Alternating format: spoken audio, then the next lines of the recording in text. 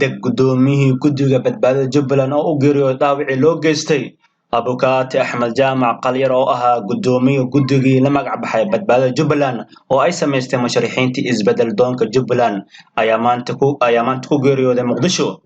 Axmed Jaamac oo sidoo kale ahaa nabadoon si weyn looga yaqaan Kismaayo ayaa dabley hubeysan waxa ay weerar ku qaadeen xilli uu ku sugnaa goob biibato ah oo ku taal bartamaha magaalada Kismaayo 13 bishan halkaas oo ay dhaawac ugu geysteen.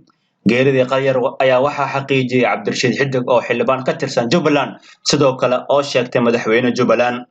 Allah u naxariistay Axmed Jaamac Qalyar oo subaxnimadii hore saaka ku geeriyooday magaalada Muqdisho ayaa Xidig ku yiri qoraal uu bartiisa Facebook soo dhigay. ilaa iyo hadda gacanta laguma soo dhigin dadkii dilay Qalyar. mucaaradka Jubbaland ee Xidig uu ku jiro waxay ku eedeeyeen Axmed Madoobe halka maamulka Axmed Madoobe uu sheegay inuu baarayo kooxdii geysatay falkaas dilka ahaa.